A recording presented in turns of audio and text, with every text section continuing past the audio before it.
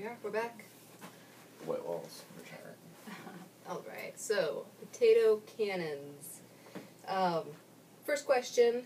Describe our thinking upon learning about the problems we faced with firing our cannons in the cold. How did our thinking change? And what was that aha that unlocked the biggest culprit? Okay. So, our thinking initially.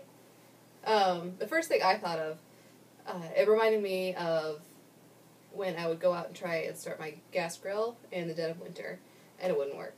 So I immediately thought that it was the switch. It was just too cold. And that's when Paul thought of this brilliant idea of how we could test it frozen. Freeze it. Yep. Stick it in the freezer. Right, so we recreated a little miniature circuit system using a pop bottle cap, 2 screws, and our piezo switch all hooked to that. So we threw it in the freezer overnight and came back. Week. It was a week. Oh, I take that back. It was a full week, so it was quite frozen. We wanted to make sure it was right. Came back and it still sparked. So that kind of ruled that issue out. Yeah. So we went through that. So kind of to run through the whole thing, we thought it was first temperature. Then we tinkered around with different kinds of screws because we first had stainless steel, and then we tried iron. We tried copper wires over nails, which we learned after leaving it a week. You get a galvanic current, and the copper deposits itself through the insulator. At that. But basically, it was about mostly wiring and the sparking source, not being powerful enough. Yeah. So it wasn't until the actual day we went to fire the cannons at the park that we found a nice heavy-duty premium switch, courtesy of Carl. Hooked that up and got a constant spark. Launched that thing on first try. So. And the little ones go boom. They do. Our sawed-off was pretty sweet. All right, moving on. Question 2. All about the content standards. And since officially the next generation science standards were revealed yesterday, that's what I'll be using. I'll be referring specifically to the physical science standard number 2, forces and motion. For our middle school teacher, we have the middle school physical science 2A and 2B. Basically, it's a graphical or physical representation of Newton's third law, and also design and investigation to produce empirical evidence supporting the claim that the change in motion depends on the sum of the forces and mass of the object. There's also the high school physical science 2A, analyze data to support the claim that Newton's second law of motion describes mathematical relationships among the net forces on macroscopic objects.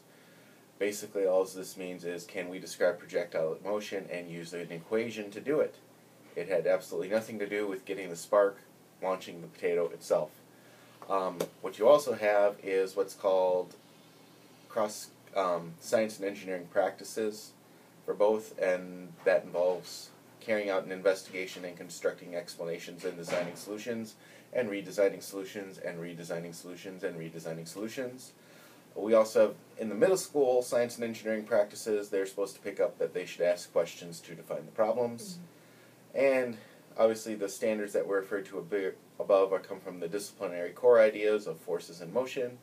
And there's also some cross-cutting concepts that you'll see several times throughout the curriculum, such as cause and effect, structure and function, which in this case, if you're the chemistry group, it was supposedly the propellant, where in the physics group, it was make it spark and get a good ignition source. All right, we'll keep moving on. Question 3. All right, for 3, it was what are your main concerns about teaching this way, and kind of had a second part, how would you surmount those concerns? So I thought of 2 so far. Number 1 being like the fun aspect overshadows their learning. It kind of seems a bit like critical, but I remember Sean talking about this in our last meeting. And he gave the example of like the foreign language class when you have that fiesta or whatever, like in Spanish class, and you just you're eating, you're not really learning. It's like the students are like, oh, this is so much fun, but you didn't really learn anything. You just ate and just, yeah.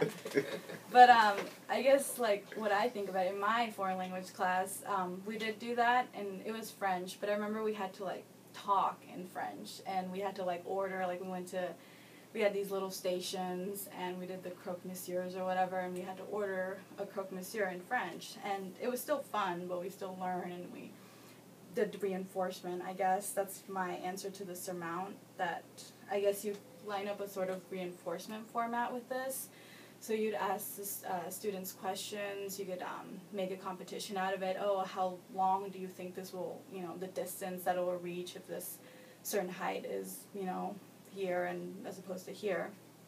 The second one is students might get like a misconception through this process that is not necessarily addressed by the teacher because there's so much going on and everybody's doing their own thing that the teacher doesn't know, what other students are thinking if they don't have it jotted down. So that's my answer to the surmount, is like have them keep a journal maybe, and that way the teacher knows what's going on in their heads. All right. Number 4, what are some of the biggest strengths of using an activity like this? And in what ways are these strengths helpful to the students' learning? So I thought the idea of troubleshooting something that's malfunctioning is something that everyone can kind of get their hands on. And it's really great, too, because if the teacher isn't totally sure what the problem is, then they're learning right along with the students. And I think it makes for a more memorable learning experience and more valuable for both the teacher and the students. Let's see. Any other chime in on that? The biggest thing is about the value of it is that troubleshooting is actually probably the biggest part of actual science work in the real field. You have this great design and it works great on the whiteboard, paper, whatever, but it never does. And so you spend most of your time and your postdoc money on getting somebody who can fix it for you. Right. Honestly, so was modeled pretty well here. Yeah, it's like the best way to develop or strengthen your like critical thinking skills by practicing. Yeah. No, I enjoyed it. So number 5, honestly, would we do this with our students? Why or why not? Yes, I mean, why not? I mean, I guess the only like biggest concern would be safety, but I think that's an issue that can be fixed or resolved. If you're doing it adequately. I don't think anybody got hurt in the park. I mean, it could have been a bit safer. Like we could have made a boundary or something, but I think it all went pretty well. You guys? Speak for yourself. How many times was I shocked? I know, that's true. Yeah, that's true. Would I do it? Yes. The thing is, I would make sure that there's definitely clear, defined parameters. Like how would I design it so I get a hang time of so many seconds? 4.03 seconds, by the way. Oh, yeah. 4.03. Or, like Genevieve said, let's see who can shoot it the farthest. Or, in our case, let's see who can take out the coxswain on the crew team. And speaking as the elementary and middle school pre-service teacher, I obviously I don't feel like it would work in elementary school.